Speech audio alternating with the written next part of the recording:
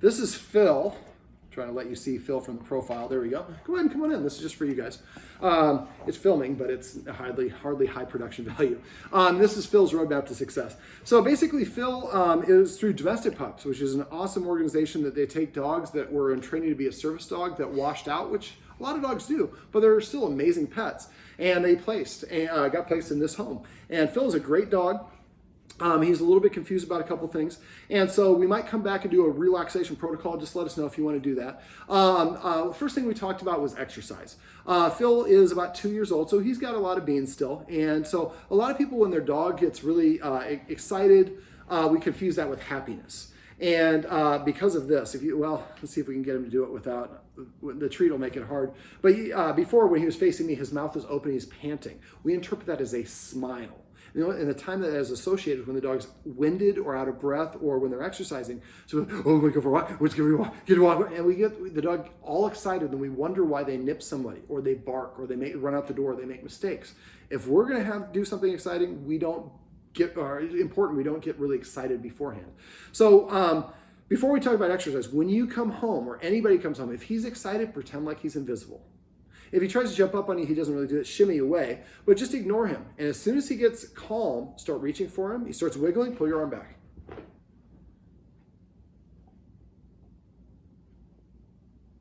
Now, this is not what I'm talking about. I'm just emulating because it's just a little bit of a variation of it. But usually they're all wiggling. So there's a certain energy threshold that you would stop interacting. So 0's asleep, 10's just crazy. You've seen him. This is like level 1. So when he crosses level 5, he automatically, everybody disengages or he gets a timeout.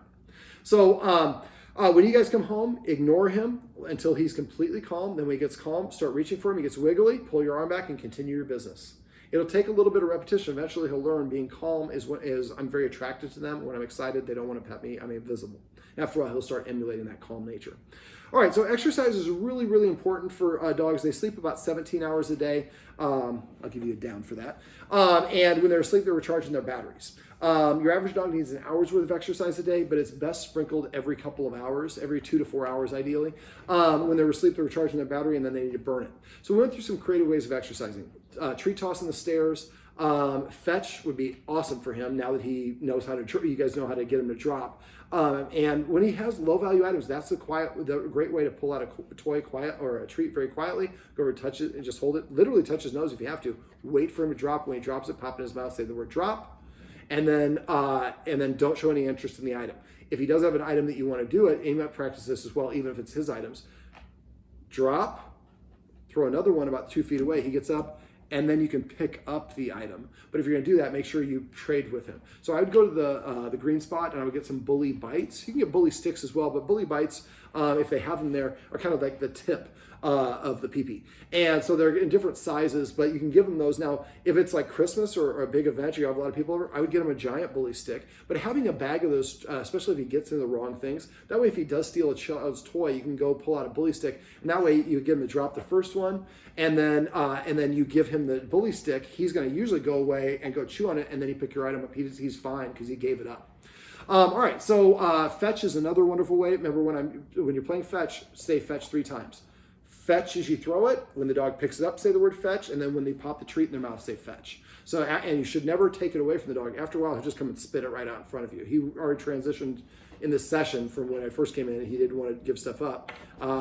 If it wiggles a little bit, that's him. He's checking out the camera. So really focus on the drop command so that you can just say drop and he'll drop anything you want. Like I said, it's really helpful. Remember, drop is when he already has possession. Leave it is when you don't want him to take possession at all. So if he starts licking the furniture or the table or nudging it or quasi-nibbling it, leave it. When he leaves it, tell him to do something else like sit or lie down. Then take him to the stairs and do the treat toss, take him outside and play fetch or whatever it is. The eye fetch would be great for indoors. The way I teach him how to do that, when he goes and put it in the machine, it'll zoom it across the room. When he brings it back, hold the treat right over the hole. If he drops the ball in such a way that it goes in the hole, then you put the treat in his mouth and come up with a command word. Automatic or machine or whatever you want to say that means to drop the ball in the hole and play fetch. If you do that a lot, you'll be watching the Golf Channel and then he comes over and he's nudging you, say, machine, and he goes and gets the balls and starts playing fetch with himself. Remember when he's misbehaving or doing things you don't like, ask yourself how long it's been since he's had exercise. If it's been over an hour, probably needs some exercise. Down. Passive training. We're not quite there yet. Also get an Omega Paw treat ball and get a snuffle mat. Get those on Amazon or Chewy, the best place to get them. And then start feeding him his meals out of there. I would probably first have you do what I talked to you about, the meals where you transition where he's eating inside. You put the bowl down. He's not allowed to eat it. And you can use the same drill that I showed you with kind of a version of it, of what I showed you with the kitchen. If you want to see a video for that, if you go to doggoneproblems.com, click on where it says dog training tips, you type in either invisible line, that's kind of what I showed that technique there, or you can type in structured feeding, which is the exercise that I do where the dog's not allowed to eat until the human eats first, and the dog has to wait for permission to eat. It's a wonderful way to develop a little self-control. You can also get the doggy backpack. Walking him, one thing I forgot to mention on walks, when it comes to walks, most people are confused. The sniffing that they do on a walk burns more energy than the locomotion of walking. Running is different. Running burns more energy from the locomotion. But the dog's nose controls 60% of their brain, and sniffing is relaxing, stimulating, and energy draining. So when you walk him, instead of thinking, I'm going to walk around the block and get back here, anything that gets in your way slows that process down. I'm like, come on. So instead, just say, I have 20 minutes. We're going to walk down the street this way for 10 minutes. When my timer goes off, we cross the street so we have fresh sniffs. We walk back another 10 minutes. You might only go 2 houses and you don't care because you're not looking at for distance. You're looking for a certain length of time. Very good. Passive training. Celebrating. I love it. Okay, so remember, mischievous behavior probably means that he needs some exercise. We also talked about rules. The Guardians have a great rule about not laying him on the furniture. I showed them how to use the dog bed. Remember, for the dog bed, get a light cream or light gray sheet with no pattern on it. Throw the treat on it. Throw about 10 treats. This is something the kids can help you with. Throw a treat. When he licks it up, call it Aruba. Wait for him to completely vacate it. No feet on it. And then throw another one on there. And do that about 10 times in a row. And this is to entice him to want to go there. The other thing that kids can do when he's not paying attention, he's outside, leave a treat on the middle of the dog bed and don't point it out. And just say Aruba when he licks it up. Third way, lead him onto it, put him a sit or down and give him the treat and say Aruba. Now we've given him reasons to want to go there. After a while, he'll start going there on his own. When he does, pull out a treat quietly and throw it there. If you don't have a treat, just say the word Aruba. But for the first week or two, you might want to make sure everybody has one in their pocket. You can also get a little treat dispensing pouch like this. This is the one I get from PetSafe. It's got a little clip so you can clip it to shorts or sweatpants or leggings. My leggings, you don't want to see them. But the idea is you can open it up and it stays open. And so you can reach in and grab treats as much as you want. If the dog comes over, it's easy. No treats come out. It's got a separate little pouch. You can put poop bags and the rest of that stuff in there. Also, you might want to think about getting a doggy backpack for him for the exercise.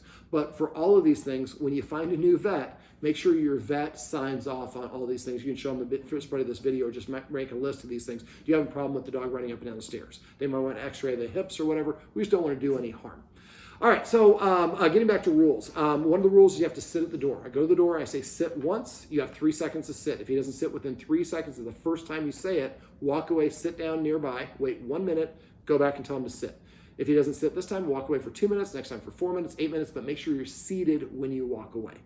The instant he sits, open the door up as fast as you can. Eventually, he'll sit at the door as his way of saying, I'd like to go outside. If you want to build on this, another one to do is kind of, well, you guys are already there. You don't really need the video, but after a while, then you can just open the door and he has to wait for permission word to go outside. And to assign that, what I do is I wait or whatever your word is, and then when you're ready to release him, show him you have a treat, throw it outside, kind of like the out command I talked in the video above. When he goes outside and licks it up, say the word yard or outside or some word like that means to go outside. And then when you call him, every once in a while throw a treat inside, let him come in and get it and say house or casa, palace, mansion, then let him go back outside. A lot of time when we call our dog, it's the end of fun. I'm yelling at the neighbor dog barking and you don't want the neighbor to get disturbed, so you ask me to come inside. I listen to you and then you close the door and I can't yell at the neighbor dog anymore. Next time I'm not going to listen. So if you practice the passive training that we talked about, pet him every time he comes to you, well, he's happy to do that. And when he's outside and there's not the neighbor dogs outside, that's a wonderful time to practice having him come to you. So pull out a treat or have one of the kids go over there, say his name, he comes over to you, give him the treat. Don't make him come inside at first. All he has to do is come to you. If he won't, walk about in the middle of your yard and have like a piece of chicken, hot chicken, and just hold it here. Don't say come here. Just walk there and just wait. When he comes to you, give him on his own volition, without any influence from you, give him the chicken and say come, then walk back inside. Let's say you walk 20 paces the first time you did. Next time you go out, wait a couple minutes, walk back out, and walk out 19 paces and wait with the hot, warm chicken. Comes to you, give him it. You won't make it to 10, and he'll just start immediately coming to you. Eventually, you do it to the point where you open the door, he comes straight up to you. So you really want to practice this, because I know that he barks at the neighbor dog. So you really want to practice a strong lure of him coming to you, having something good happen. Another thing to do would have him come to you and give him a bully stick and let him chew on it inside. And so now, even more of a reason to come, and I'm willing to give up. Oh, I just saw a reflection of the TV on the window there. I thought there was a crowd jumping over the fence. So the idea is to shape the behavior. By shaping the behavior, we mean to get the dog to start doing the elements or the individual stages or steps of the behavior and gradually get him to where we want. So when there's a dog out there, it's going to be really hard for him to come here. When there's no dog, it's easier. Once you've gotten him come in the easy capacity, it'll make it easier for him to do it in the more difficult capacity. So practicing that a lot will really help. And I would emphasize that he's sniffing by the fence, go outside, ask him to come to you, give him the treat inside, wait a second, let him go back outside. The more you practice that, the easier and the better results you'll get when you do call him. All right, shouldn't be allowed to be within 7 feet of a human who's eating. You can put that painter's tape down. Use the same exercise I showed you in the kitchen. Don't be afraid to practice. And do the same thing with the dining room table and anywhere else if the kids are playing. Put something down so they can't go towards whatever the object is or the area or whatever it is. Now you can also use that leave it exercise. We didn't film it, but I have videos for that on my website. If you can't find it, message me. I'm sending that one to you. But make sure you practice that quite a bit so you can say, come. Not say come, say leave it, or ignore, or whatever the word is that you want to use when the dog starts sniffing at the wrong things. And eventually you can do that with his toy. So you drop a new toy, new Chotsky on the ground, and he looks at it, leave it or ignore it, and then he gets a treat for ignoring it. So we're rewarding him for the behavior we want. Remember, good attention, bad attention, the same thing. People who yell at their dog or swat their dog or use a shock collar or choke chain or leash jerk, dogs really don't learn from that. It gets attention. They don't like the attention, or they don't like maybe that interaction, but it's still validating to get your attention. So remember, the best thing anytime your dog misbehaves, how can I recreate that situation and put my finger on the scale? Kind of scale of justice we're talking about. We normally don't do that for justice, but in dogs we do. We want to put him in a situation where I control the elements and I can kind of tilt the table the way that I want, so he kind of stumbles into what I want. And then if he does what I want, he gets rewarded richly. If he does anything else, nothing happens, because I removed all the other elements. And after a while, he gets in a habit of just doing the things that he wants. He continues to do those things. All right, shouldn't be allowed in the kitchen when you're preparing food. That video above will explain how to do that. And there's other examples of rules. I think that's the ones that I normally go through with my clients I went through with you, but you might find other things. You have to sit before I attach the leash, things along those lines.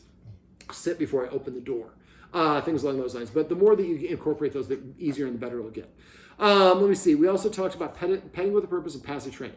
Petting with a purpose is if you want to pet the dog or the dog wants you to pet it. You're going to give it a counter order, tell it to sit. If it's already sitting, come and sit over here or lay down. No more shakes. I wouldn't do shake for this or for anything. Tell the kids not to do that. Use those M&M tricks. And I wrote that article for my World Herald column, so if you can't remember how to do that, message me. I'm happy to share that link with you. So, but basically, when the dog nudges you, you tell the dog to sit. If it sits, you pet it under its chin, say the word sit once, and pet it as much or as little as you want. If it doesn't do what you want, playing hard to get works great for dating. Well, it works for the girls that I want to date. But playing hard to get works great for dating. It works great for dogs. Do what I want and get reward. Do nothing else. I got 23 other things going on. I can watch TV. I can play with the kids. I can make out with my partner. I can do whatever I want. I made you at the top of the list. You didn't acknowledge or respect it. So when you start losing access to something, it becomes very precious to you. So remember, even if you want to pet him, he still has to sit for it. So only tell him once. If he doesn't sit, show him you got other things to do. After a while, he'll start coming and sitting in front of you to prepay for the attention. When he does, pet him on his chin at least once and say sit, and say however many times you want or however you want to do it. Now, when I give a dog command, I really do it twice. Sit, sit. So I told him what to do during the command stage, and when I paid him, I labeled why I was paying him. Down. This is passive training. We're going to talk about this here in a sec.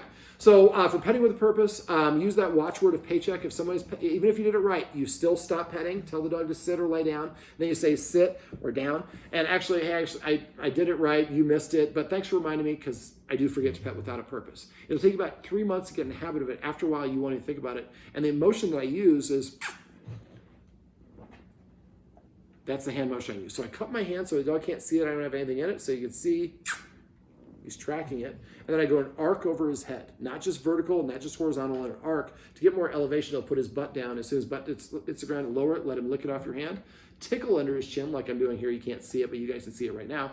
And so that way, eventually, we're not going to give him a treat. We're going to do like this, and then he gets that tickle.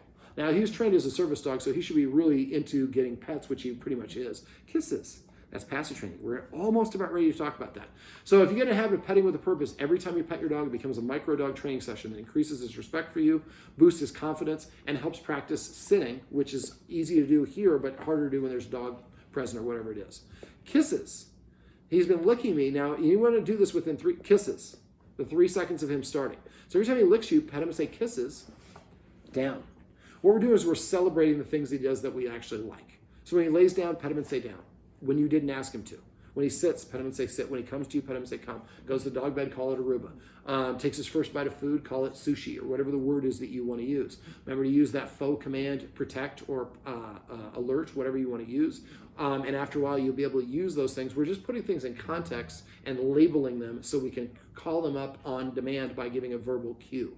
And so it takes about 3-4 months before a dog figures this out. So one of the ones, like I said, for eating, every time he takes that, crunches that chip, the first bite, say lasagna or whatever the word is you want. After a couple months, he knows what it is that you want him to do. Use the escalating consequences to disagree with unwanted actions and behaviors. Forget what those are. Message me. I don't share those in video. You have to hire me for that sort of thing. Is there anything else you want me to go over? I don't think so. It's like I've done this before. But if you have any questions or problems, please text me. If I don't hear from you, I assume that everything's going great. I would recommend that you come back and watch this video again in a month. And if you're still having some issues, maybe another month after that. There's so much in here, little bits and pieces that you'll forget. Oh, I forgot to pet under the chin. And you can pet anywhere you want. Just don't pet on top of the head.